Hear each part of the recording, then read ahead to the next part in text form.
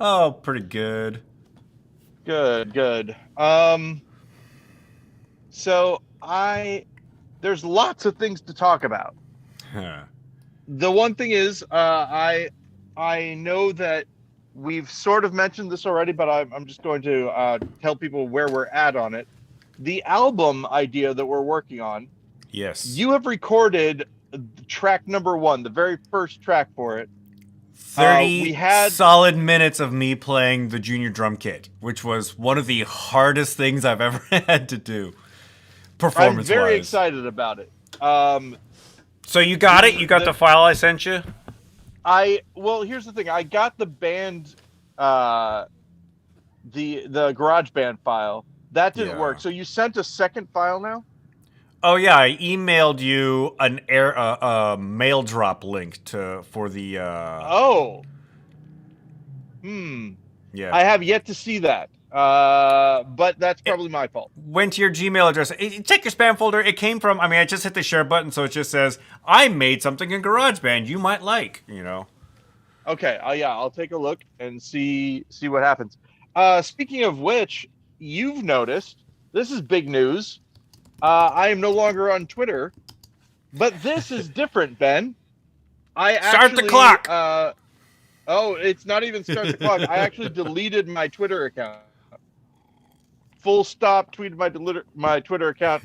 Do not have one. And wait, I think I did this before, and then I just made a new one. This time though, start the You clock. have like changed your handle and Yeah, deleted or but like archived or whatever. Is this due to the recent acquisition by one billionaire mogul?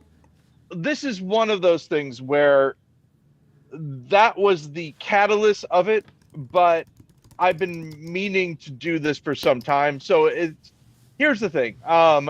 I almost got rid of my TikTok account at the same time because I Oh, was like, really? yeah, and then I kept it because I was like, I do want some sort of pipeline to the people. And right now, TikTok seems to be owned by an AI like it doesn't have any people behind it at all. Okay. And so it's a little bit more workable for me. Um, the main thing is that TikTok, I see people, I see their faces, when they say things and all that. Uh, Twitter was for a long time. We've had our conversation about this.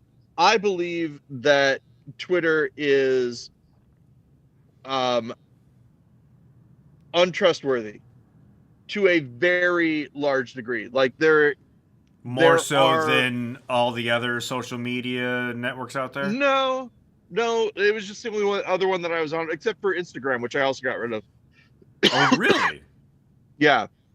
So now Just I just have TikTok. wiped everything off the slate clean except for TikTok. Yep, and I may need to get rid of TikTok too. I don't know. It'll depend. Right now, I still feel like I can research the people that I interact with and learn little things about them and stuff like that, and it's all right.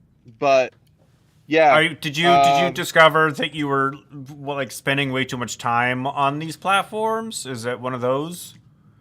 well, I mean, the thing is, I spend way too much time on TikTok Yeah. right now, so I wasn't spending as much time on Twitter anymore or Instagram, which is why I felt okay with getting rid of them. It didn't really affect me too much.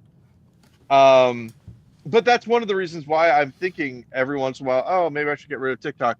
I don't know. It's still I still like to be able to reach out to people who I don't know, Yeah. and say like, good job on this thing or whatever. But but yeah, you can't trust that the person that you talk to on Twitter is the actual person. Same way with TikTok, but Wait a TikTok at minute. least Don't they have little blue check marks next to their name? That's how you can trust it's them. if you only deal with blue check mark people, maybe it would be okay. But I have many other people that I interact with, Well, or and I who I did interact with. that's not even, you can't even trust that, especially when you're dealing with celebrities or people who have handlers or people who And do here's social the media thing: for them. for Twitter, when you're doing Twitter, you are giving people access to a lot of data for behavioral analysis and things like that. It's kind of amazing. I will say this. Um, I'm trying to think of the best way to say this. One could use Twitter, and especially devices that are using Twitter with location services on, to determine the highest concentration of a current political belief in a city, for example. Yeah, probably. Which would be interesting if one were going to say try to target a specific area of a city that they wanted to do something to. I feel that my obligation to add to that algorithm is low. I do not want to necessarily give that system any more data Yeah. from me. I don't know. It's every once in a while the the call comes out to delete Facebook, or just or Elon Musk is buying Twitter, so cancel your Twitter account and have him just like waste that $44 billion. But the thing why I never deleted Facebook in the past is because it was always how I found out about things in town regarding theater. Like I wouldn't know about, because I don't read. Maybe I'd have to go back to looking at the Stranger Theater listings. But you get invited to events, or you see friends are going to events, like, oh, that play is happening, I should probably go hit up that play. And that benefit sort of went away when the pandemic happened and people stopped doing theater. But shows are starting to spin back up again, for better or for worse. And that's how.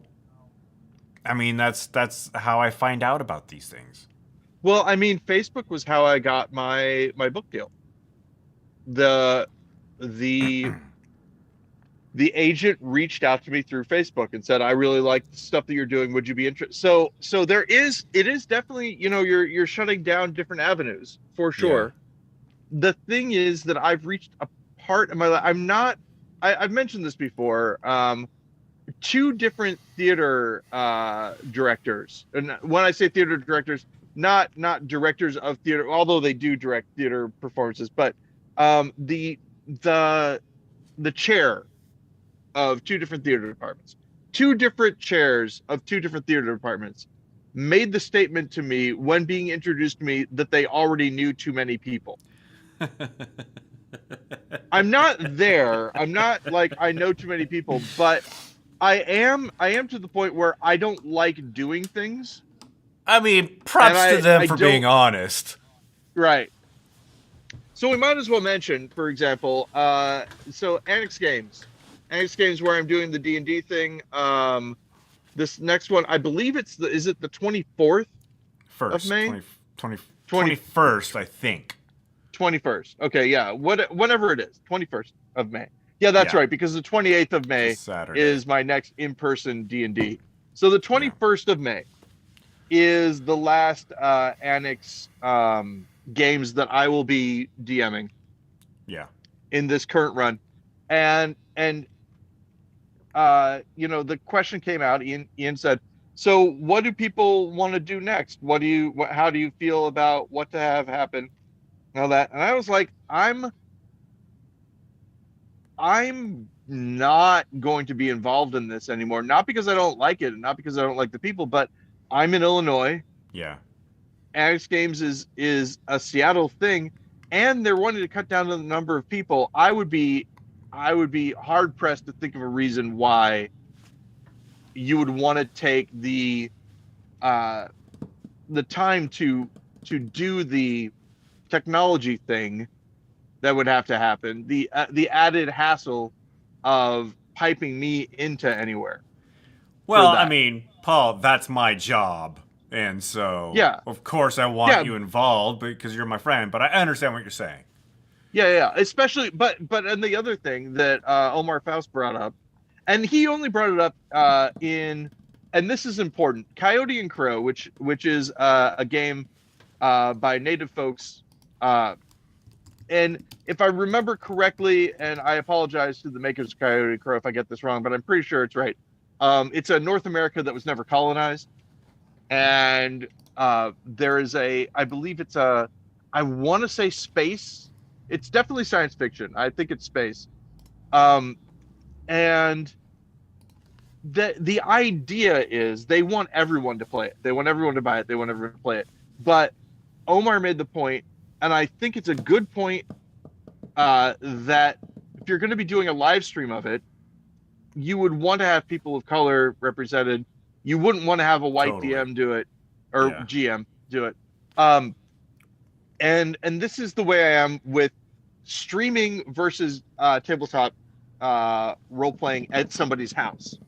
Tabletop role playing at somebody's house, it's kind of like pizza night, to use a. But those of you who don't know pizza night, it's a thing where Annex Theater would get people together and we'd try out stuff, and it was just us in the room Yeah. doing it. It's sort of like Annex Improv when we did it, Yeah. which we've talked about in this before. It's us doing improv for ourselves. So that is different than if you're doing a live stream. If you're doing a live stream, then you need to, think about representation and things like that. And so that's why I tacked on to the thing that Omar said. I said, not only is that true for Coyote and Crow, but it should be for anything that gets done for Annex games. Absolutely. If you only have 6 players, right? Having those 6 players be not white people is good and correct. Not saying that you have to exclude all white people, but I'm saying exclude all white people. Not only from live streams, but also from, I want to say, film and TV. We've talked about this before, actually, years ago, that if you did that for a year, right?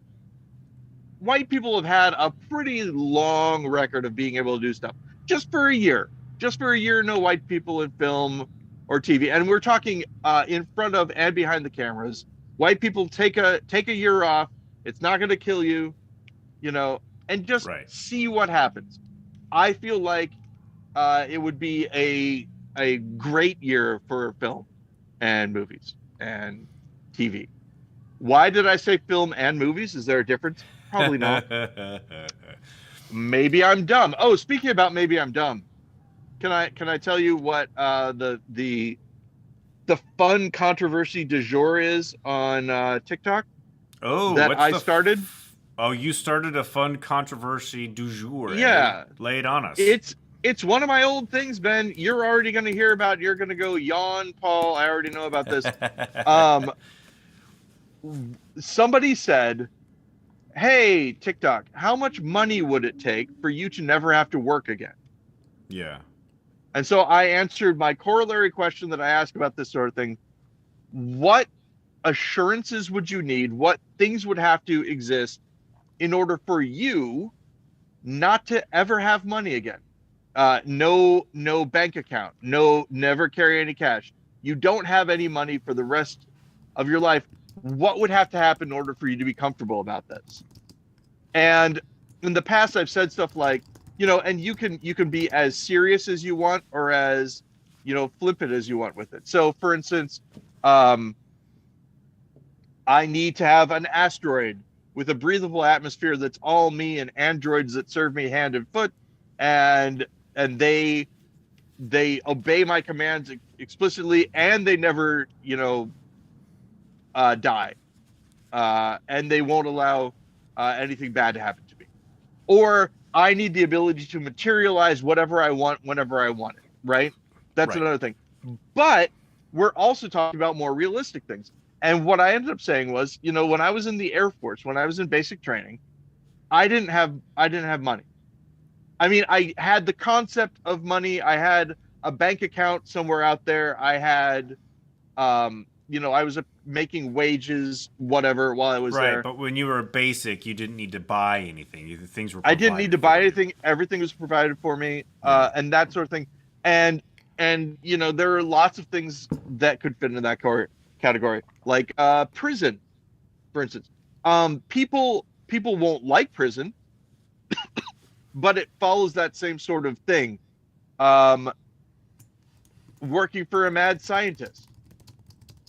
You get the wacky uniform, uh, and all that, but you don't need money. You requisition things. Or being a child and just living with your parents and they pay for I everything. Yes, I use that example. That fits as well. And but it doesn't have to be that way. So that's one aspect. There's the authority who requisitions things. You don't buy stuff, you get given stuff. Yeah. And they may say no. You might say, I want a piano, and they say no piano.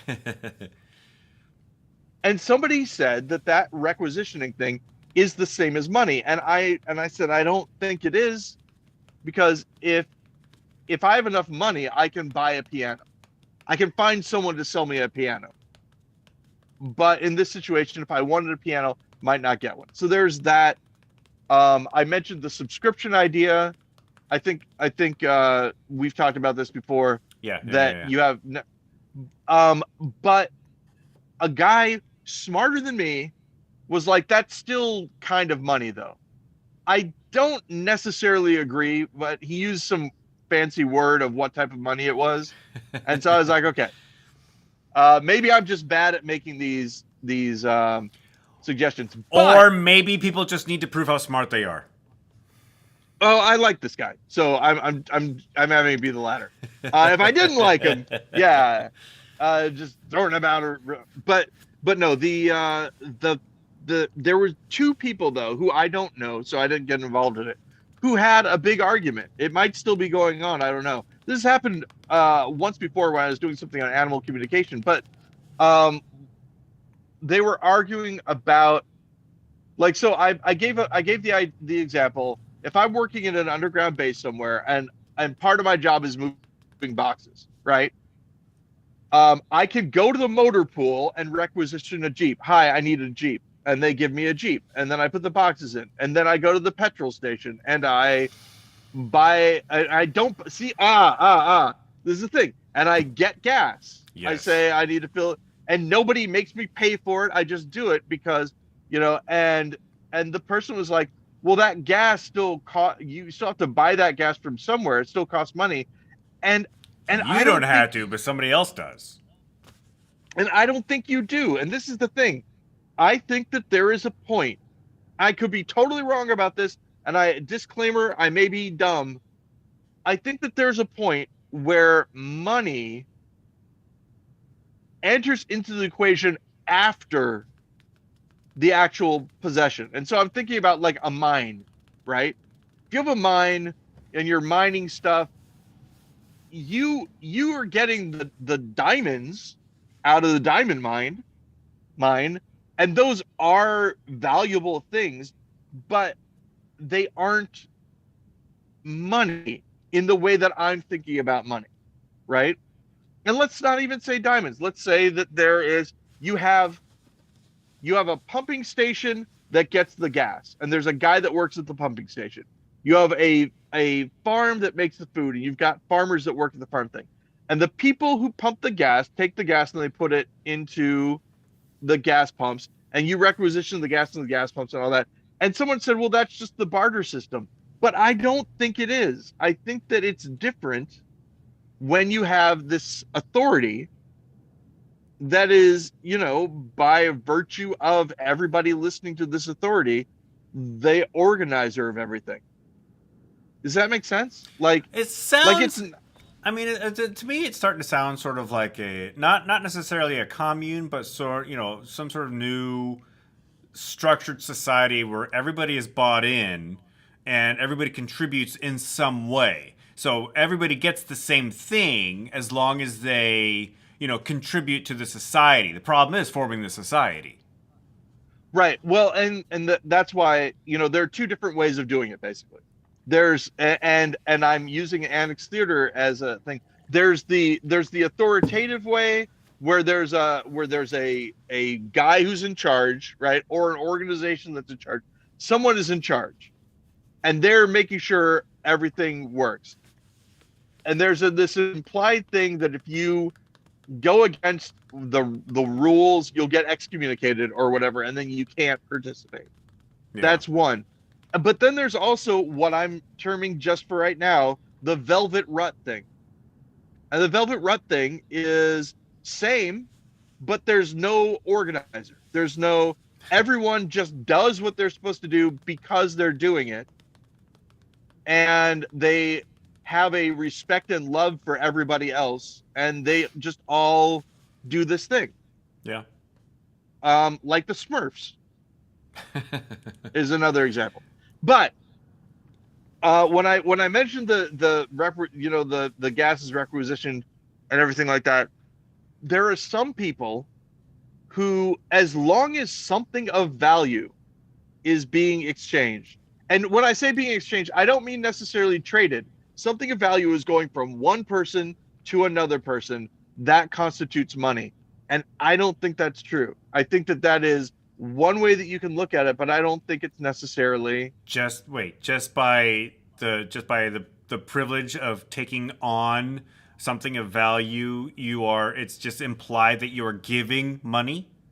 This is the example. If I go to this gas station and I get to fill up my car Yeah. with the gas, then that's them paying me gas. I see. Okay.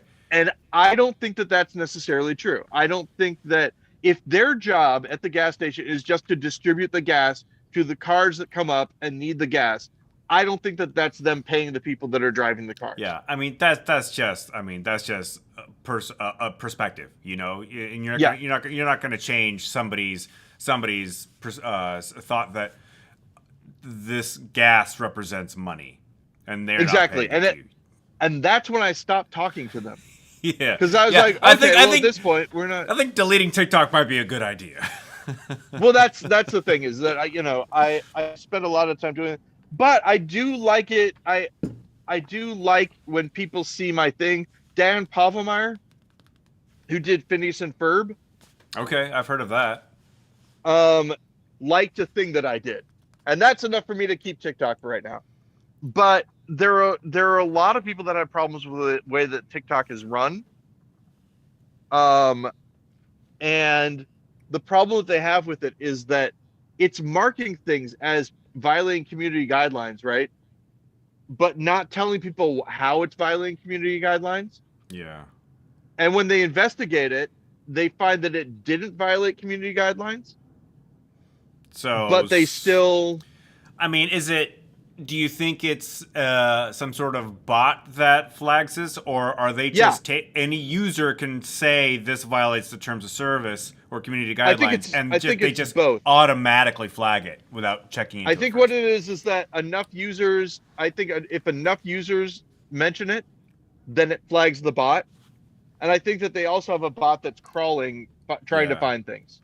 YouTube does and I think that a both lot. those things exist. Yeah. Oh, yeah? Oh yeah, YouTube. Something will get flagged for violating the TOS, and your whole channel can get put down if even for no reason other than some troll decided to say this violates YouTube's terms of service, and then you as the creator, you have to prove, the onus is on you to prove that it doesn't, not on the person who flags it that it does. The other reason I was thinking about maybe stepping back from it is that there are situations where people are losing their accounts. Like, people get 1 million views and then they lose their account that had 1 million followers, and then they lose their account because a hacker will take it over. Yeah. Welcome to the internet. Yeah, which is not cool. So, I feel like I don't know. I'm torn. I'm torn between the two things because every time that I talk about it, I'm like, yeah, I should just get rid of it. But then I also enjoy watching it. You know? Yeah. I mean, I get frustrated by YouTube basically on a daily basis, but I still like it's one of my primary channels of entertainment, Yeah. You and know, not it. and because I'm watching like segments from late night talk shows. I don't have TV, so I watch like a closer look from Late Night with Seth Meyers. But there's also like individual creators that I enjoy that are on no other platform. Yeah. Yeah, and same. And the other thing is that there's science and math stuff that I'm learning from it Yeah. that I'm I'm not necessarily wanting to let go of. So it's just a question of, yeah, how much of a problem will this be? You know, when will I, and so I guess what I'm waiting for is for someone to steal my account or for them to ban me, You're looking for an or whatever. excuse. You can't fire me. Exactly. I don't quit. You have to fire me. Well, and this is the idea, right? So Elon Musk buys Twitter. Okay, well, I'm going to get rid of my Twitter account. Same thing. Yeah. I'm waiting for the next thing. Um, TikTok supports a genocide. Okay, well then no more TikTok or Yeah. whatever. Once Russia drops all their nuclear weapons, we won't even have to worry about it anyway.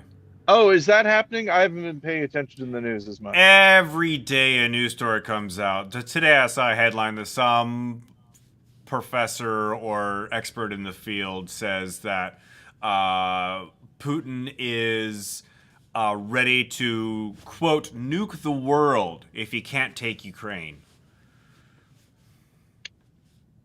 Well, So there's we'll that. see how that goes. And Yeah, the European Union is like, we're not going to let you. And NATO's like, we're not going to let you either. And America's yeah. like, So, yeah, we might not want to get involved at the moment. Having but if not learned a NATO lesson gets from involved, World then War we get II. involved. That's Yes, that's exactly. in general. So that's why Yeah, NATO hasn't like pushed back harder in this invasion because Putin's they're like, looking to the U.S. to. yeah, that's my I don't know that's my understanding.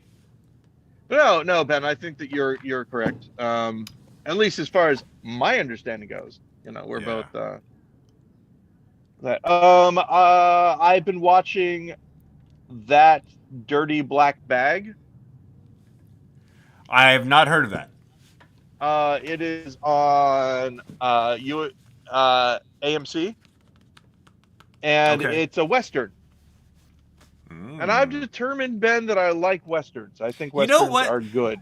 This is a conversation that Cole Hornaday would constantly have years ago, right when superhero movies. I mean, superhero movies are still kind of the thing, but the superhero movie genre just dominated everything, and we were like, Yeah, "What comes after superheroes?" And I always said westerns are going to make a comeback, and Cole's like, "I don't think yeah. so," and I'm like, I "Westerns are think going to you're be right. big." Well, I think you're right, Ben. Westerns. Here's the thing about them. The stakes are high. You can tell a lot of stories with the western theme, Yeah, right? It's very easy to have very high stakes. This guy killed this guy or what. You can take any um, martial arts film and kind of overlay it onto a western, and it works. yeah, yeah. And also, Um, I think the Western genre is also ripe for a reboot too. Now that the whole like cowboys and Indians storyline is no longer fashionable. yeah. Well, yeah, and I think that And colonizing is not really something that's looked on fondly anymore. well, I think El- that's the thing is that it would be really interesting, in my opinion, to tell to have a western, right? But have it be, I think it may not work, but I think it would work. Uh, have a western series, but it's native people who are telling the story and who are driving the thing. Yeah. From their point of view, Director, I mean, writer, would you? exactly. Yeah. There are a couple of they're not westerns, but there are two TV shows on now that are focused on indigenous people. Rutherford Falls and Reservation Dogs. Yeah, Reservation Dogs. I've heard about. What's Rutherford Falls? Rutherford Falls, yeah, I don't know what channel it's on. I think it might also be on Hulu. But it stars Ed Helms, Edward. and I know that Sure. they're. I mean, he's like the only like non-indigenous person in this show. I haven't seen, like I said, I haven't seen, so I can't really talk about it. But it's the indigenous people that I follow on Twitter are super excited about this new indigenous renaissance in quality television. Yeah, and this is exactly what I'm talking about. Um, there should be more, and hopefully there will be more, because the big thing you were talking about, Reservation Dogs, is that not only on screen, but if I'm not mistaken, in the writers' room, things like that. There are. Yeah. It's different. It's different than a. It's. I'm gonna draw it back to comic books, right? The idea that there needs to be more minority representation in comic books, and people would be just like, okay, now this white guy is going to write about a black superhero. That's not what we're talking about. What we're talking about is getting black people to write comics, getting them the opportunities to be the main artist, the main writer, that kind of stuff. And that's what we need to do with film and TV as well. Yeah. Yeah. um all that I ask is And for a that's chance to watch it. and that's why we get doxxed by right-wing haters who happen upon our Jeez. channel. Yeah. I Caller number still I 7, you're on the air. ugh. Sorry. Yeah, no. Don't like it. Don't like it. Ah. Steven might be watching. He just commented, so Oh, what do you say? he said, "Am I caller number 7?" Oh, hey. Yes, Steven, you are. Please call. But You're on the air. he actually did. He texted. This still work? Yeah, this still works. But I'm not taking any calls. And I was talking about Stephen McCallum. Ooh, nobody listens to this, so I'll talk a little bit about it. So this thing was happening on TikTok where someone used the slur night skin against an African American. I have never heard that before, but it sounds terrible. And when I say they, I mean the person that the slur was used against, and other creators on that platform took it and they started working it into a mythology. Oh. The Nightskins. And there's one guy that I follow. His TikTok handle is Ebony Warrior Studios. And he spent a long time talking about the different lore, all this other stuff, which I thought was really great. And then all of a sudden I see people start doing a tweet about, or not a tweet, people start showing this thing by this other guy who I've never heard of, right? Who I don't follow. TikToking? What's the verb of posting to TikTok? TikTok, make a TikTok. I don't know. Anyway. But it's this other guy saying, "Hey, this is great. Look at all this stuff that we're making off of this hashtag. I can't wait. I'm gonna go to these publishers and let them know that we have this content and it's going to be great." And I was like, who is this guy? Who is this guy? What is this? And of course, I'm not involved in any of this, right? I'm not. It is, and this is why I'm saying nobody listens to this. I'm saying this to you, Ben. This is you and me having a conversation. None of my business, but it reminded me of something that I wanted to talk about. And that's the idea that when a community of people, in this case, the sort of sci-fi fantasy black TikTok group, Okay. work together to make something cool, right? And again, this Avenue Warrior Studios guy is self-avowed communist, not interested in the commercial side of this as much as he is about the art Right. that the company's making. When somebody else comes in who isn't this guy and says, this is great, we can take this to publishers and we can do this, makes me reminded of certain times when communities are doing stuff and then somebody who's not involved in the community at all says, I'm here too, and I am now part of. They just like name themselves part Include of the movement, me. and start acting as a leader. It's a little bit of a worrisome thing. And after I made a little post about that, and after I did it, I immediately jumped on and said, this is not the same thing as a managing director. A managing director is part of the engine that is actually driving this movement in the first place. I see what you're getting Because at.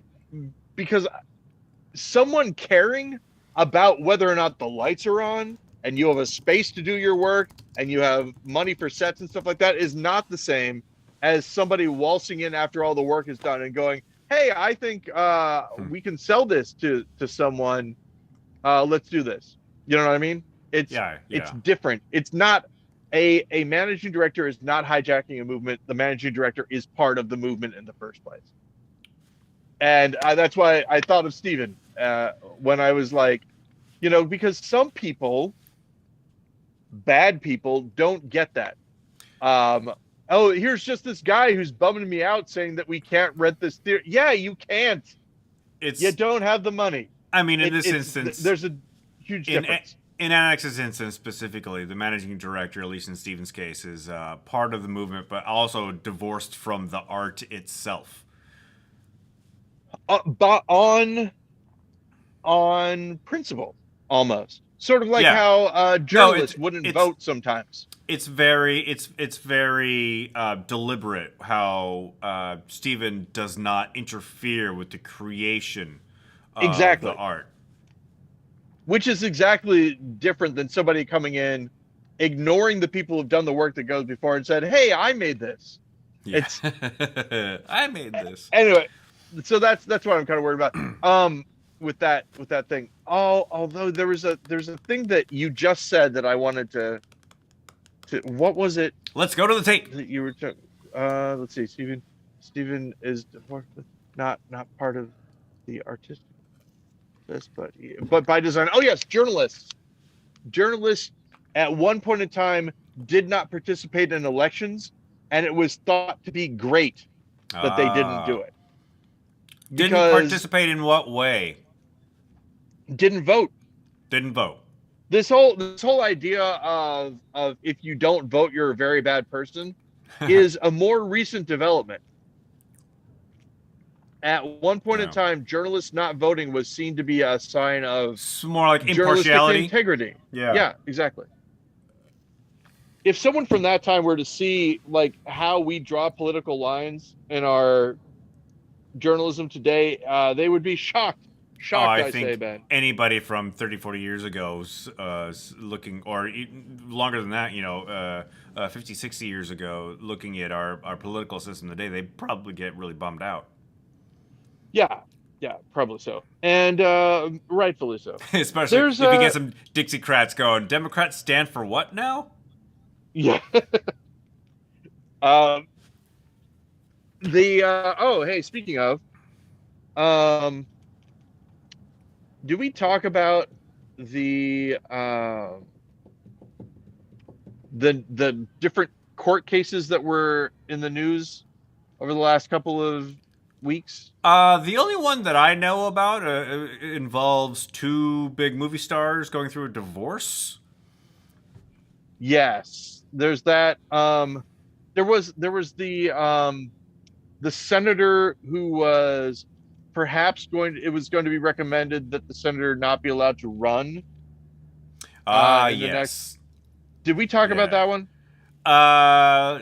We might have. She's not a senator. She's a congresswoman. Oh, did I say senator? Maybe that was a dodge. Maybe I don't know how politics work. Probably again. the latter. like the trial between Johnny Depp and Amber Heard, Oh, you said their names. I know that it's happening, but I have not been paying attention, so I don't know any details. Same thing with the Marjorie Taylor Greene hearing. I knew that it happened, but I was not paying attention. So the thing with the latter, I watched a bunch of it, and it was amazing, Ben. I did hear that she's already been accused of lying, which, of course. Ask me any question about anything, just for fun. Did you call your mother on Mother's Day? I can't recall whether or not I called my mother on Mother's Day. And then I'll be we have here a phone recording of you, or no, we have here a record that you called your mother on Mother's Day. Well, that's what that record says. I don't know if that record is accurate.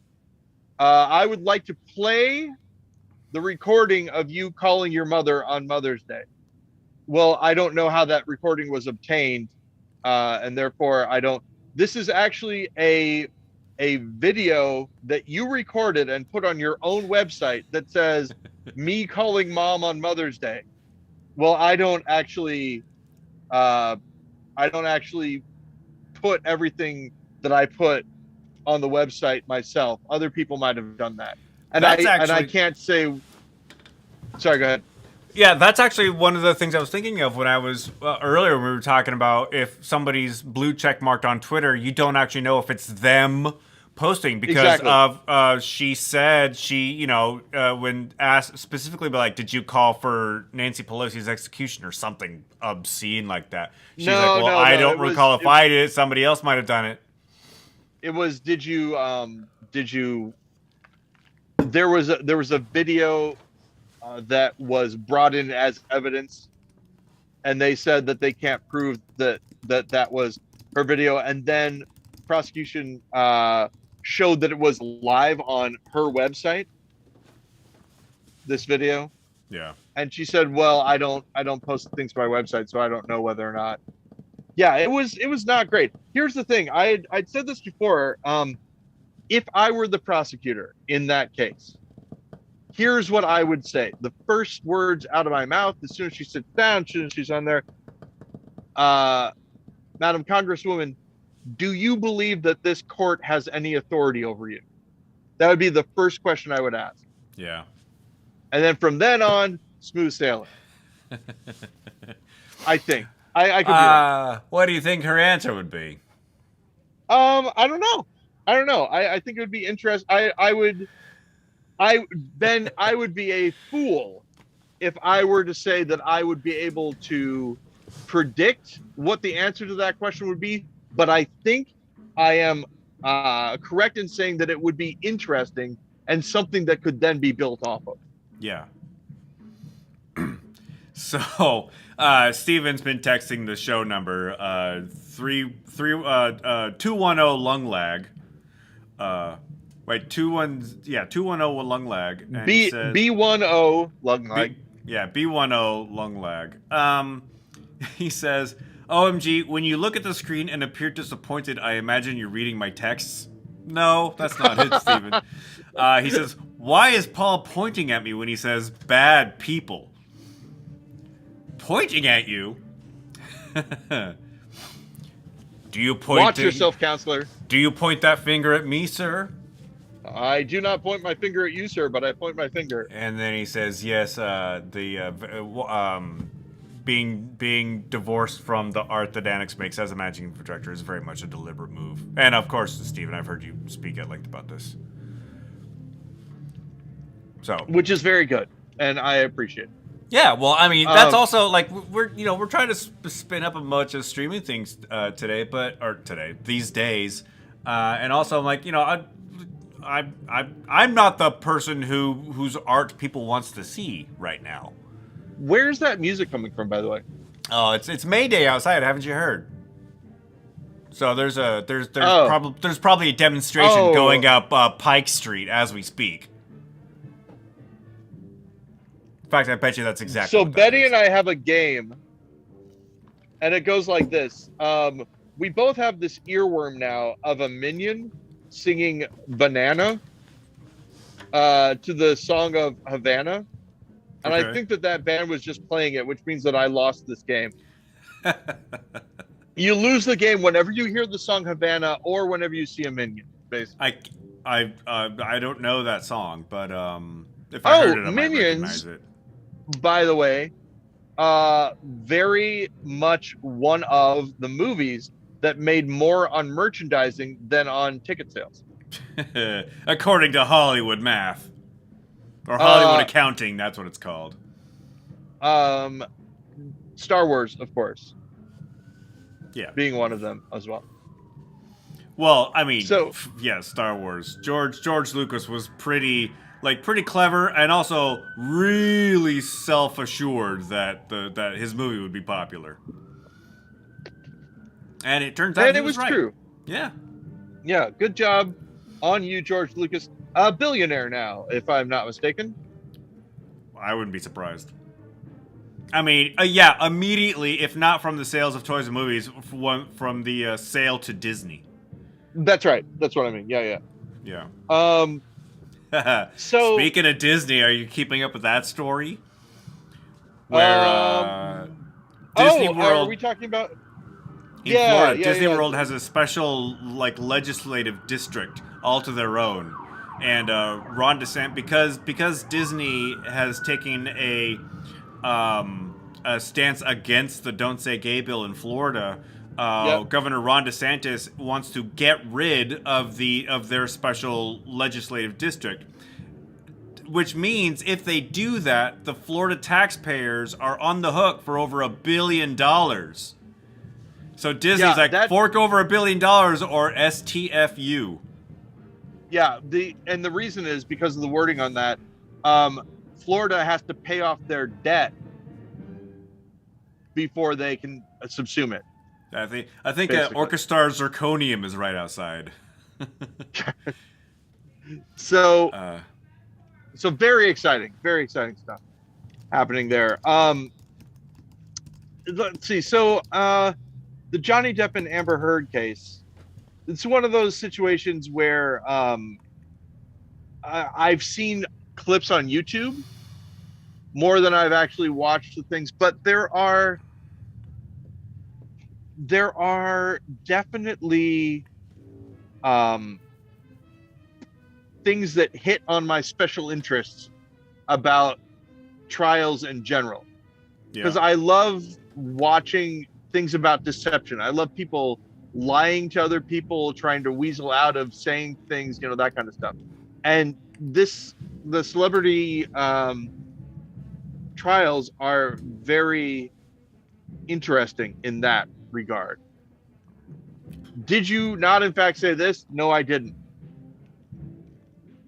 There was one time, I think it was Amber Heard's lawyer, asked a question, and then when the question was answered, objected that it was hearsay, but they were the ones that asked that person. Yeah, so that was really interesting. I don't know what to think about this because there has been this whole movement of the last 4 years to trust women, right? The whole Me Too movement, I kicked that off, and it just seems that everybody is not doing that this time, and painting everybody's that I've been saying. And granted, I lurk on the on Reddit more than I probably should, which is the the Mos Eisley of internet locations. Yeah. But it which is probably populated primarily, or at least a majority of white dudes. But everybody is just jumping on the bandwagon that Johnny Depp is the victim here. It's probably a situation where they were both terrible people. I was going to say this is part of the problem is that when you say believe women, right? Yeah. Is there anything because this is what I'm not sure about. Is there anything that Amber Heard has said that people say that she's just making up? Or is it that yes, Johnny Depp did these things, but she also did these. That's the thing that I'm not, and this is That's why I'm not watching the trial specifically, because yeah. I think that that's what it is that it's basically, it seems to be that they're both sort of taking each other down at the same time. Yeah. Like there are things that they're admitting to on the addiction, violent behavior, things like that. I think that Johnny Depp's legal team is not denying that those things happen. I think that they're just saying that, He was bad, but she was worse. Basically, that's what it seems to like to me. But hey, I'm no expert, and don't I don't know. bring me into The whole tenor of the conversation.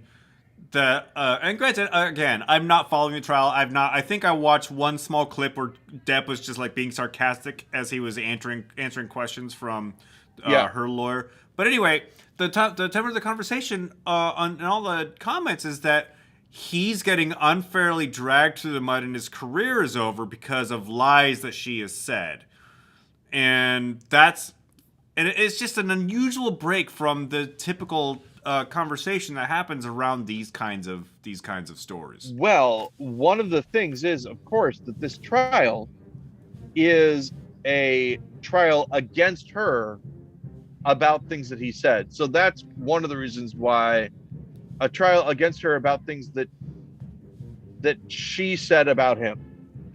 It's I don't know what you call it. Is it a slander trial? Is it I don't remember exactly the term. I wish that we had J. Jonah Jameson here to tell us exactly. When it's printed, it's liable. When it's spoken, it's slander, I believe. It's one of those. I should know that difference.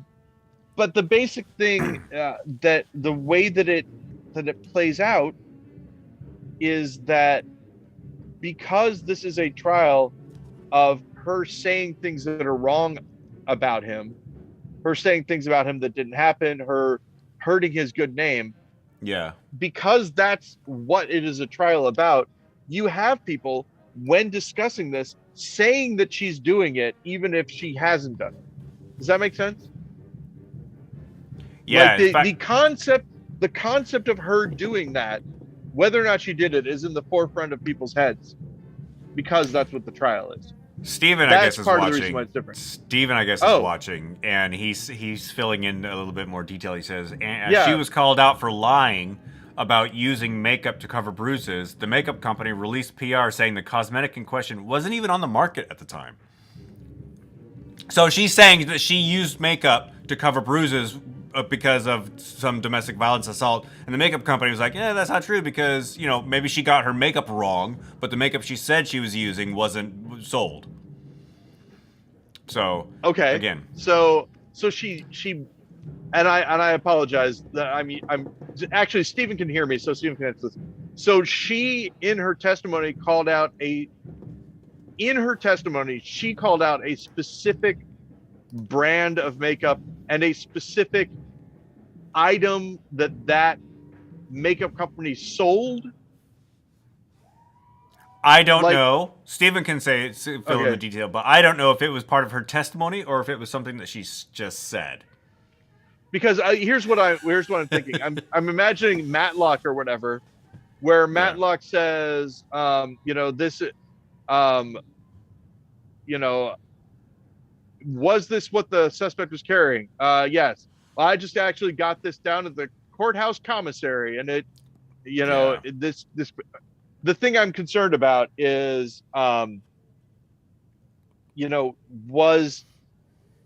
the brand of makeup and the actual product itself being used in the court as a prop by the lawyer, and then the makeup company saw it and said, hey, that prop wasn't on the market? Or did she in her deposition say, this is the exact brand that I was using? Her Johnny Depp position? Oh, Jesus Christ. Ben, that was all you, right? That was all me. He Steven says it did- was very Matlock. She did identify a specific brand and type, but OMG, he's not actively watching. He's just bleeding through his 24/7 SpaceX Tesla feed. Yes. So yeah. At any rate, enough about that. Who wants to care about that stuff? Who cares about the trials and tribulations of movie stars? Everybody, apparently. Previously established, we are simply adding content to this. So the simulation of my life that is being drawn from this podcast actually contains this thing that's happening, which is exciting. And speaking about being exciting, we have 5 minutes left, Ben, for this episode of the GudeLaurance podcast. We do have 5 minutes left. How do you want to fill these 5 minutes? You know what we haven't done in a while? We actually haven't gone back and revisited this. Yeah. I was about to say, part of the premise of this podcast. Go ahead. I'm pulling it up. But I was going to say I'm going to give you the test I give you at every time we do this, and that is, do you remember the last thing we talked about? No, I do not. I absolutely do not. So for those of you who don't know, the premise of this podcast, at least a little bit, is that Ben and I reminisce about our performance art performances that we did. And the fun thing is that if we get through all of them, we will then start reminiscing about the episodes of the podcast.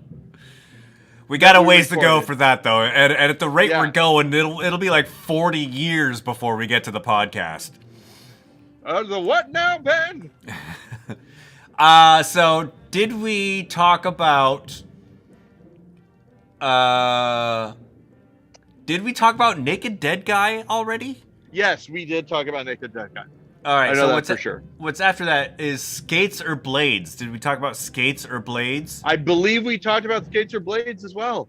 All right, if I'm not mistaken, we were arguing about which is better, roller skates or roller blades, and then people threw kickballs at us. Yeah, something like that. Yeah. Back when they sold kickballs at the QFC down the street. After that is Let's Throw a Fish at Joseph. Did we talk about that? We did talk about we did. Okay. We talked about that. Okay, so here's an interesting question. Do you want to talk about our performances only, or do you want to talk about performances where we were a part of it? Because the next thing let's talk. The next thing after that was actually a John Oswald creation that we had a small part in called The Ballad of Newt. Oh, I don't remember this, so let's talk about it. I don't remember it either. All I have as the description is Paul and Ben have a small part in another Spin the Bottle performance. Jeez. And we have like a minute left. So yeah, John Oswald of Awesome asked us to be. I think we were dancing or something. I don't honestly remember. Well, we have actually 2 minutes. So during this 2 minutes, I will say to you, Ben, can you reach out to John Oswald and see if he remembers it and what? I'm going to go on. I'm going on record here on the podcast that I now know that Kirk Anderson is the drummer of Awesome. If I didn't mention that already, I think I did the last podcast. Yeah. But just in case, Awesome is a good band. They are, sure. When I say awesome. All right, I'll write a note to myself. They put it in quotes in their thing. And so, I will look and see if I find that link that you sent me. And if not, we'll have to work it out. Yeah, it's at your email address, but if not, I'll resend it. I was having a lot of issues exporting or sharing the GarageBand file because at first it wouldn't work, I think because it was too large. But then it was like 100-some megabytes, but I couldn't even share it to like my Google Drive. I tried texting it to you at first, and it kept failing. Yeah. And then it said that it wouldn't work because of the way I named the file. It was either too long or had too many special characters. I had put dots in it. I put periods in the file name. Oh. And I'm like, maybe that's the problem. So whatever. So I renamed it. And also remember when I tried to put the thing into band, to GarageBand. It wouldn't work. It said that the file was corrupted or whatever. Yeah. So we were going to have you export it as a WAV file. Is that what you ended up doing? It actually, I shared, so inside inside GarageBand, when you hit the share button, it can be like share the project, share the song, or like share like a mixdown. So I shared the mixdown, but it exported as a .m4a, I think. Okay. All right. And And if you we'll can't, see just what like happens. if you can't load that into your own GarageBand project, we'll figure something out. All right. Thanks, Ben. All right, And Paul. that's time. All right, I want and you that to keep it wrong between now and the next